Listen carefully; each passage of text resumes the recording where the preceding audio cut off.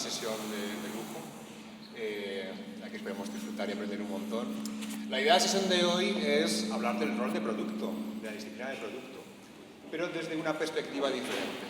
Es una perspectiva que tiene unas necesidades y motivaciones propias y particulares, pero que comparte el mismo objetivo, ¿no? Que es hacer que esas empresas, esas organizaciones, pues logren éxito, ¿no?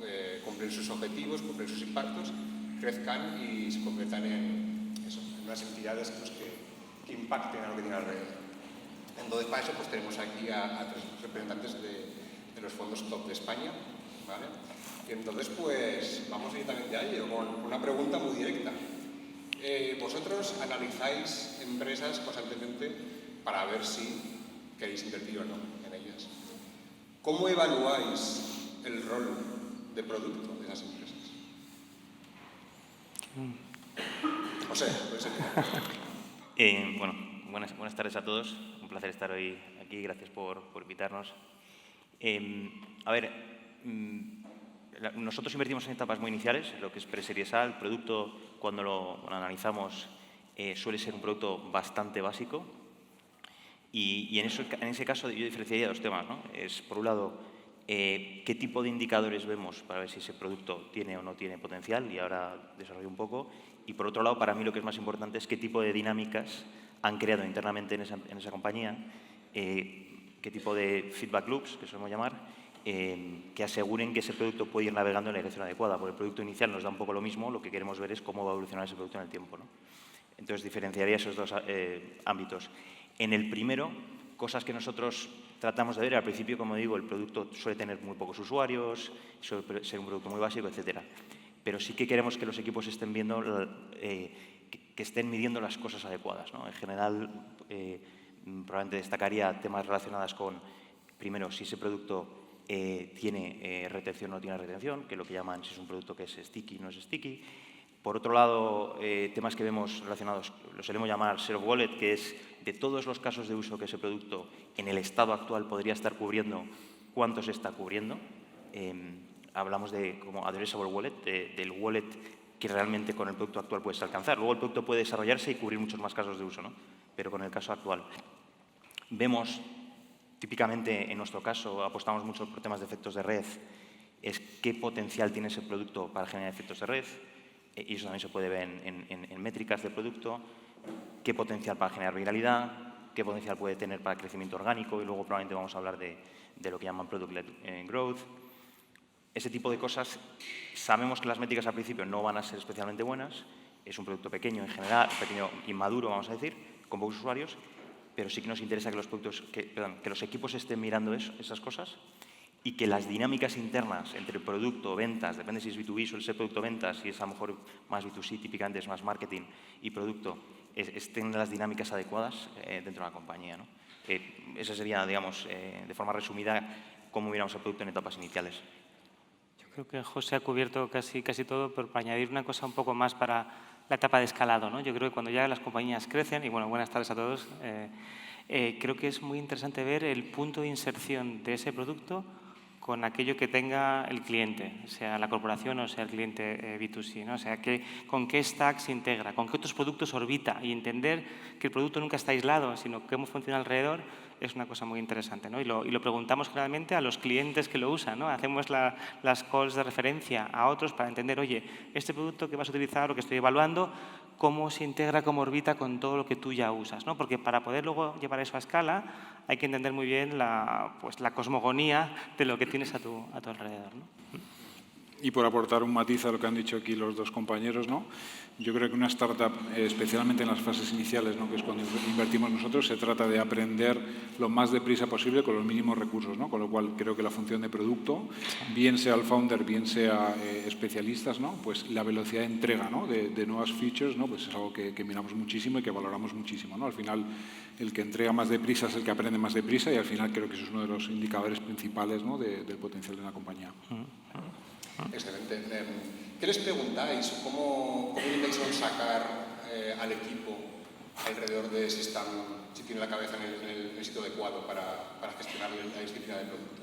Sonsacar suena duro, es como interrogatorio, pero mira, te pongo un ejemplo de cómo lo viví yo cuando era emprendedor en otra vida anterior en mi vida, ¿no? Estaba en Carto, ¿no? Y teníamos un fondo que se llamaba Thrive, que es un fondo de primer nivel, nos analizaba, y uno de los inversores no solo probó el producto, sino que utilizó todos los datos de las bicicletas de City de Nueva York para hacer unas visualizaciones increíbles de cómo la gente iba por la ciudad. O sea, usó el producto a un nivel muy avanzado, le dedicó muchísimas horas.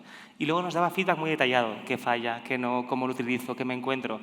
Y cómo esa interacción, como decía antes José, del feedback, cómo nosotros respondemos, cómo cambias un poco el producto o piensas en la siguiente iteración respecto a esa conversación, yo creo que es muy interesante. Y así lo hacemos también ahora, ¿no? Nosotros usamos productos que luego invertimos y viceversa, ¿no? O sea que es muy importante el uso del producto por parte del inversor. Yo lo que trato de entender un poco, y teniendo en cuenta que normalmente con la persona que más interaccionamos es con los fundadores, con los CEOs, ¿no? Es al final en la construcción de un producto hay que hacer trade-offs, ¿no? Y necesariamente vas a ser o intentas ser 10 veces mejor que el incumbente o aquel que le quieres robar cuota de mercado en algo, 10 veces mejor, y necesariamente serás peor en otras cosas, ¿no?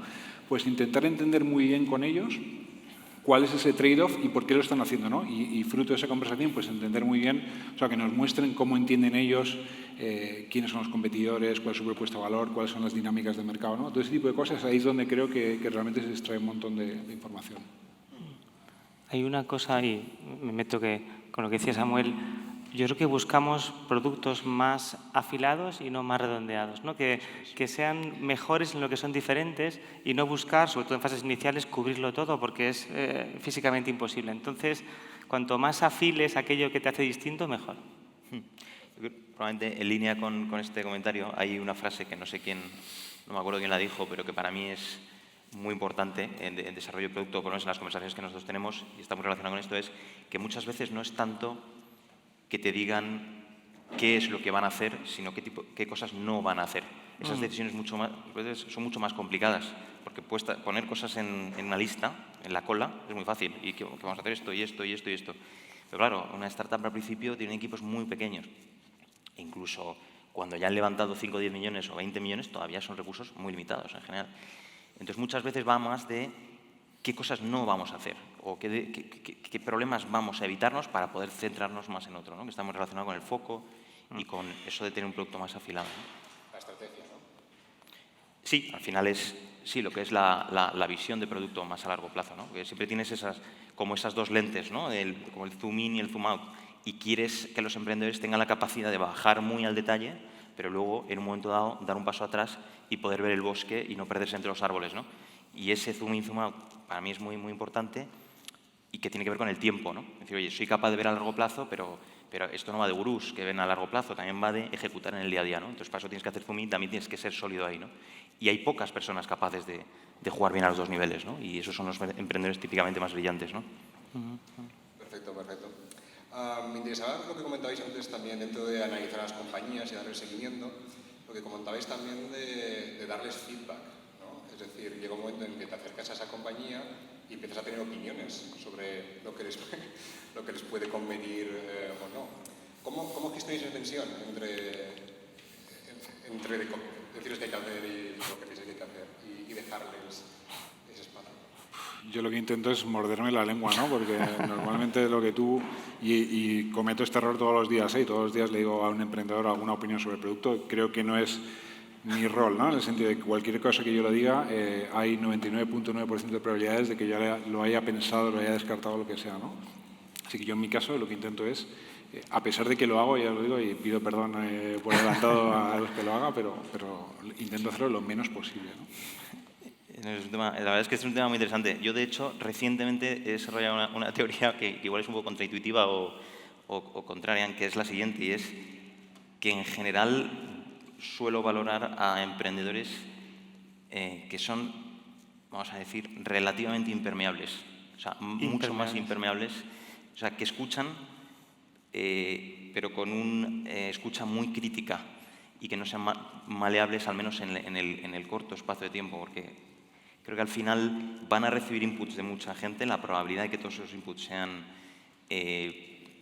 vamos a decir, de alta calidad es limitada, es una probabilidad limitada, sobre todo la probabilidad acumulada. Entonces, para mí es muy importante un emprendedor que es capaz de escuchar, puede escuchar, pero con un cierto nivel de maleabilidad razonablemente bajo, mucho más bajo de lo que pensaba a lo mejor hace 6 años cuando empezamos. Yo anteriormente era emprendedor, fundamos una empresa, hace 6 años lanzamos a MyPata y creo que es muy importante que tengan los emprendedores con una base muy sólida, un entendimiento muy claro de sus problemas y pueden recibir input, pero que ese input, vamos a llamarlo muy selectivo en a quién escuchan y cómo modificar su comportamiento basado en lo que escuchan. Y creo que es especialmente en nuestro mundo, que como sabéis, llegan los inversores de early stage, luego te llegan inversores de Series A, luego uno de Series B, y cada uno va a venir con sus ideas. Y todos van a pensar que sus ideas son maravillosas. Entonces, si resulta que escuchar está bien, pero haces mucho caso, la probabilidad acumulada de salirte a la carretera tiende al 100%. Y además, opinar es gratis, ¿no? Y creemos que nos sentimos útiles si opinamos, ¿no? Si tipo nos hacen caso, encima que somos súper inteligentes, ¿no? Pero el inversor, por lo general, es generalista, sabe un poco de muchas cosas, ¿no? Cuando la persona de producto es experta en producto y en particular en esa industria, esperemos. Entonces, nuestras opiniones muchas veces se ponen en valor porque eres el inversor, estás en el consejo y te hacen más caso, pero deberían estar puestas en un lugar mucho más abajo en la estantería de opiniones, ¿no? Porque en muchos casos ni siquiera somos el cliente de ese producto, pero opinamos desde nuestra experiencia personal. Entonces, yo creo que hay que tomarnos menos en serio. Sobre todo, ¿no? Voy a hacer una excepción a lo que he dicho antes, ¿no? A veces, ¿no? Se da la casualidad de que yo puedo ser el cliente target de ese producto, ¿no? Entonces sí que le doy mi humilde feedback como un usuario más, ¿no? Como un cliente. Haciendo la mega advertencia de, oye, te digo esto simplemente como un usuario más por si te aporta algo, ¿no? Pero hay que tener muchísimo cuidado porque a veces decimos cosas, ¿no? Y no te das cuenta que se nos escucha casi siempre demasiado, ¿no? Sí. Oye, dices algo por... ¿no? O sea que... Es cierto, es cierto. Sí, vale, ahora me gustaría mover un poco al tema de habéis invertido en una compañía, la estáis acompañando y esa compañía tiene que coger el primer rol formal de producto o progresar en su carrera de coger a alguien responsable del producto. En vuestra experiencia, ¿cómo de fácil o difícil es encontrar esas posiciones, esos roles en España? Pues uno de nuestros, de hecho, propuestas de valor como fondo es ayudar en diferentes retos, ¿no? Que se encuentran las startups. Uno suele ser fundraising, que es toda la parte de la financiación en etapas tempranas, y el segundo de la lista siempre es atracción de talento y desarrollo del talento interno, ¿no? Y dentro de la atracción de talento, pues producto está arriba del todo, en complejidad y cómo estratégico es, ¿no? Y de hecho, es una de las cosas que nosotros tratamos de ayudar a nuestro portfolio. De hecho, si alguien está interesado en trabajar en nuestro portfolio, ya aprovecho y lo digo. Pero es un reto grande y todavía el pool de talento en España es razonablemente limitado, pero en términos absolutos, sobre todo, si lo comparas sobre todo con ciertas ciudades de Estados Unidos, norte de Europa.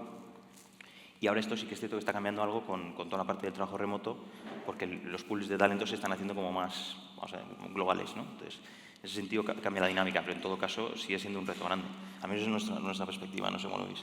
Sí, yo creo que gente que pueda entrar en un trabajo, en un puesto junior o inicial, o ser el primero de producto, es relativamente sencillo. De la universidad sale gente que tiene buena formación, pero gente que sepa escalar la función y tener un equipo grande ya de producto o multiproducto o mucho más complejo, no hay tanta gente si lo comparas con mercados más maduros, ¿no? Y yo creo que ya empieza a haber cantera, ¿no?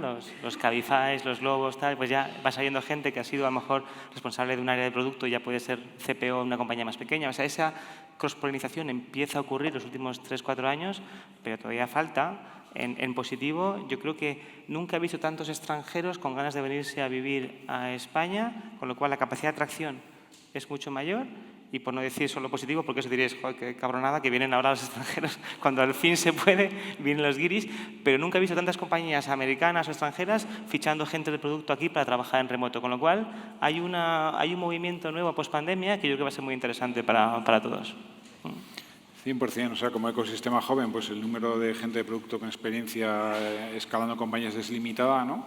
Y un poco por aportar otra cosa, ¿no? Otra cosa que también he visto que pasa, muchas veces fichas a alguien VP de producto que viene de una empresa de renombre sobre el papel todo bueno, fantástico sí, sí. y luego no encaja, ¿no? El típico, ¿no?, fichaje que haces porque el currículum es fantástico, pero luego, yo qué sé, no hay encaje cultural. Y hablan inglés súper bien además, ¿sabes? Sí, suelen hablar bastante bien. Suelen hablar bien, sí, es cierto. Sí, tienen unos nombres Un nivel, súper guays, sí, no sí, son sí. ni Gil, ni Arias, Sí, nada. sí, sí. Pero, es lo que hay. Sí, porque la siguiente pregunta es ¿dónde los encontráis? ¿Dónde vais a buscar a esos roles principales de producto, a esos responsables de producto bueno, pues, para ayudar a vuestras compañías? Seguro que aquí encontramos... Por descontado. pero yo, sinceramente, cuando buscan roles senior, de VP hacia arriba, lo más común normalmente es recurrir a headhunters, la verdad. En nuestro caso, mi experiencia. Sí, o red, ¿no? Algún CPO de una compañía buena que te diga, oye, ¿tú quién conoces en otra compañía que a lo mejor esté pensando en salir? Cada vez más miramos cuando llevan gente 4 o 5 años en una compañía, ¿no? Las acciones vestían en 4 años, ¿no? Entonces, el año 5 suele ser el momento de que la gente esté más cansada, ha cogido experiencia, un nuevo reto, nuevas acciones le pueden atraer. O sea, que tener esa visión a 4 años vista de la gente buena es muy importante.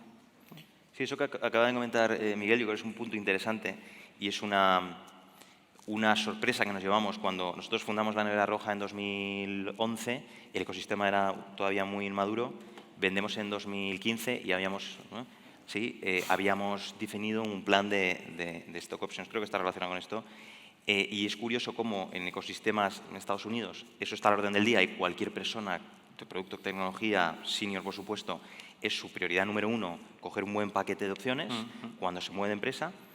Y eso aquí no está todavía tan extendido, ¿no? Entonces yo creo que sí es un comentario que creo que puede aportar también a la sala, es o sea, lo que nos pasó a nosotros, para llevarlo al extremo, es que de repente vendemos la empresa, hablamos con gente del equipo y dice, oye, aquí están tus stock options. Y dice, coño, no jodas. No sabía que tenía. No sabían ni siquiera, o sea, no habían valorado ni siquiera eso. Y era una parte muy, muy relevante. Eran, en muchos casos, muchos años de salario. Y es a lo mejor la parte más relevante de la remuneración. Y como nosotros habíamos cometido el error de no comunicarlo, pero en el mercado todavía no se le da la suficiente importancia. Yo creo que hay una oportunidad muy interesante. Si eres fundador es otro tema, porque tienes equity porque fundas la empresa, pero si tienes un puesto de producto, tecnología, es una oportunidad muy interesante para tomar un porcentaje de las compañías y, bueno, y al final tener todo el upside, ¿no? Versus trabajar en una corporación que no vas a tener stock options o trabajar en otra cosa, ¿no? Yo por eso quiero animar a todo el mundo a que trabajen en startups, ¿no? Y si puede ser nuestro portfolio, también mejor. Vale, ahora me gustaría escuchar un poco desde vuestra perspectiva, en base a vuestra experiencia. La mentalidad de producto, ¿no?, y las product-driven companies han ido ganando pues, presencia y han ido escalando pues, que es la hora de cómo decidir hacer que funcione una compañía. Entonces me gustaría un poco explorar con vosotros dónde creéis que ahora el producto marca la diferencia, ¿no? Por ejemplo, se ha hablado mucho de product-led growth y cosas por esto, ¿no? 100%. A ver, yo siempre les digo a las compañías, especialmente en aquellas compañías en las cuales el paid marketing funcionaba muy bien, es muy tentador, ¿no?, seguir echando euros a la maquinita y crecer un montón, pero tienes que destinar una parte importante, ¿no?, al producto para que precisamente cada vez más, ¿no?, ese crecimiento venga en la medida de lo posible no tan vitaminado, ¿no?, sino que provenga del producto, ¿no?, porque al final, pues lo estamos viendo ahora, ¿no?, cambios en el ecosistema, ¿no?, en los algoritmos, etcétera, ¿no?, pues hace que de repente tu maquinaria de adquisición no funcione, ¿no? Con lo cual yo creo que ese tipo de estrategia, bueno, y incluso en un entorno más B2B, ¿no?, yo creo que todo el mundo cada vez se está haciendo más inmune, ¿no?, a los 20.000 contactos por email, por llamada, etcétera, ¿no?, que te hacen la gente de ventas, ¿no?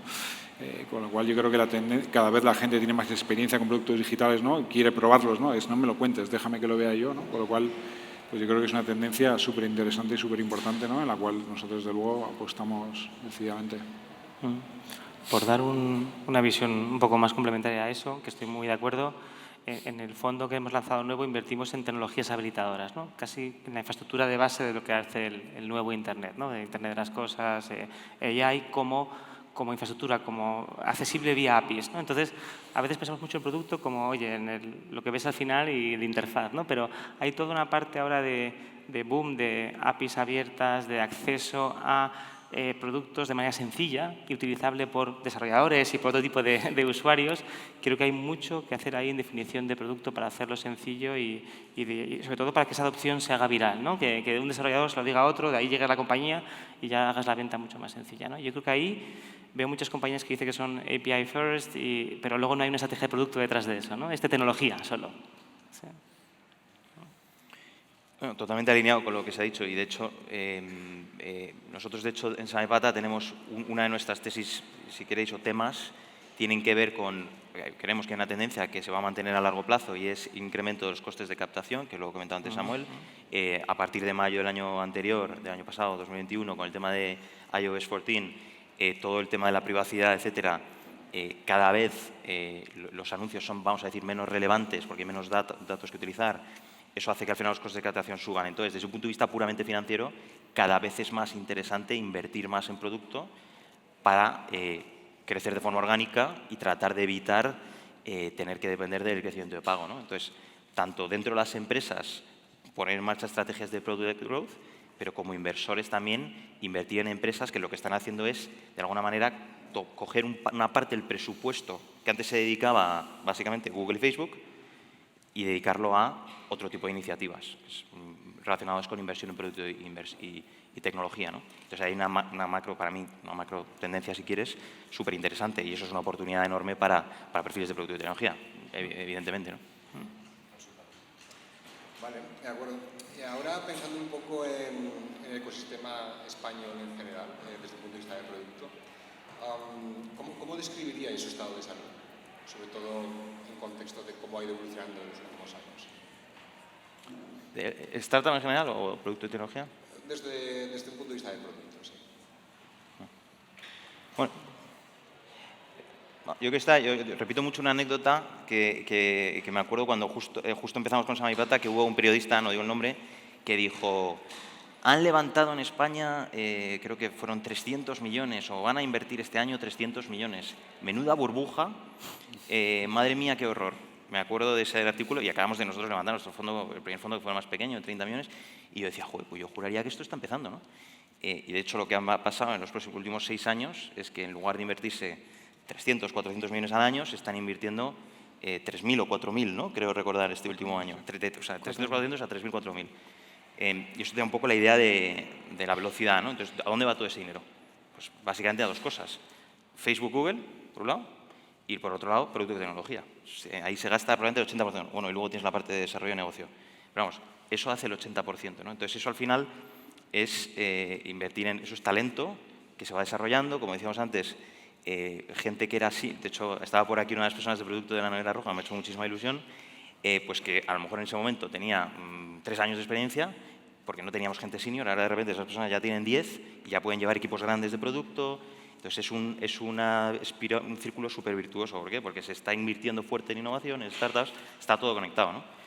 Viene gente de fuera, recuerdo cuando empresas españolas como Carto que se internacionalizan, traen talento de fuera, van subiendo de nivel, se generan unas dinámicas que son súper virtuosas, ¿no? A base de que al final es capital y talento, ¿no? Que van de la mano. Y está creciendo de forma exponencial, eso es... Sí, yo te diría que ese círculo virtuoso lo que pasa es que se acelera mucho, entonces los ciclos se hacen más cortos. Entonces la buena noticia es que hay más dinero, más sofisticación, más importancia del rol de producto que nunca. La mala es que hay mucha más competencia que nunca, ¿no? En personas que hacen tu trabajo y que lo hacen muy bien, pero es que antes competías contra un incumbente, ¿no? Competías contra Telefónica, contra Ferrovial, contra un gran player, que iba más despacio, con lo cual tú podías también avanzar más despacio. Ahora compiten scale-ups contra scale-ups, cada una con 200 millones de financiación, cada una con un tío de producto o 20 personas de producto y tecnología y una capacidad de iteración semanal, ¿no? Entonces, ha cambiado por completo el ambiente en el cual hay mucho más que hacer, es sofisticado, es divertido, pero es mucho más difícil. Muy bien. Vale, pues ahora para terminar me gustaría preguntaros ¿qué habéis aprendido vosotros a nivel personal gracias a interactuar con el rol de producto? ¿Qué habéis incorporado en vuestra manera de pensar, en vuestras vidas? Como digamos que nada ahora, nos salimos de aquí con vida. ¿Quieres? Digo, dejo yo. No, estoy Es como tanto, buen error, es ¿no? tanto que estás esperando. A ver, hay como un mantra, ¿no?, que se repite mucho, ¿no? Dicen que los first-time entrepreneurs se concentran mucho en el producto y los emprendedores en serio, si tienen experiencia, se concentran más en la distribución, ¿no? Y yo creo que eso, llevado al extremo, hay algo de verdad, ¿no? O sea, Microsoft se puede permitir pertrechar algo como Teams, ¿no?, y que todos los corporates del mundo se lo coman, ¿no? Pero si no es Microsoft, no hubieras tenido ningún éxito. Entonces, yo, sin embargo, quiero creer y creo, ¿no?, que realmente es muy difícil escalar una compañía que no tenga un producto que sea verdaderamente espectacular, ¿no? Entonces, creo que al final el producto es la base de todo. Nosotros, como VCs, ¿no?, lo que hacemos es invertir en empresas de producto, ¿no? Y ahí es donde creo que tiene que estar realmente el foco de la compañía y el núcleo alrededor de todo, ¿no? Entonces, para mí es lo más importante, ¿no? Si bien es cierto que, por supuesto, la parte comercial de distribución es súper importante, pero me quedo un poco con eso, ¿no?, con la relevancia cada vez más del producto en la distribución, como decíamos antes con la parte de Product-led, ¿no?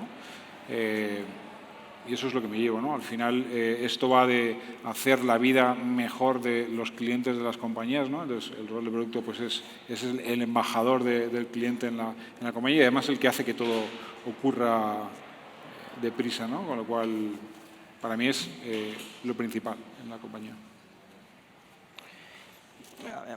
Mi aprendizaje trabajando en producto, en mis primeros años en la Nevera Roja como fundador CEO, también llevaba producto hasta poco antes de la venta y al principio no tenía ni la menor idea, para ser totalmente honesto. Pero todo ese aprendizaje, la verdad es que me fue muy interesante, muy útil, y para mí yo hago una analogía, una analogía entre un producto y una organización o una empresa. Es decir, de alguna manera, cuando estás construyendo una firma, una empresa, una compañía, estás en sí mismo construyendo un producto que hace productos, ¿no?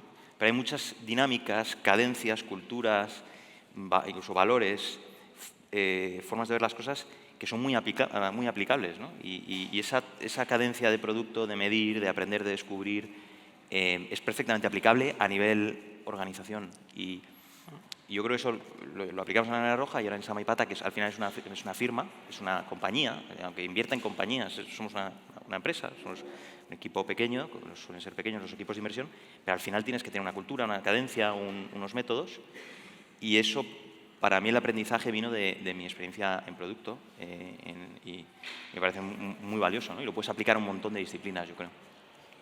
Me gusta mucho eso que ha dicho José. Yo soy o era ingeniero de caminos. Imagínate que por ingeniero de caminos lo de producto no tenía ningún sentido, pero he estado durante 15 años trabajando in and out junto a Sergio Álvarez, ¿no?, que algunos reconoceréis que para mí es los mejores CPOs de España, ¿no? Entonces, la base de golpes me ha ido enseñando la importancia del producto y me gusta la idea de que el producto se puede aplicar a otras facetas de tu vida, ¿no? Y cuando estaba en Telefónica yo entendí nuestra función como una gestión de interfaces, al fin y al cabo, ¿no? Hay distintas interfaces que te encuentras y tienes que hacerlos lo más sencillos posibles. Los equipos que están de manera transversal en la organización son APIs de personas, ¿no?, que al fin y al cabo actúan de traductores entre dos sistemas distintos, ¿no? Entonces, entender un área transversal en una corporación como un API de personas que tiene una función de traducción y desde tu punto de vista de producto pensar que tienes que hacer que la interfaz sea lo más sencillo posible, a mí me ha funcionado muy bien. Pues genial, creo que con esto ya terminamos la sesión. Muchísimas gracias, la verdad, súper interesante teneros aquí, así que gracias. Nada, gracias a vosotros.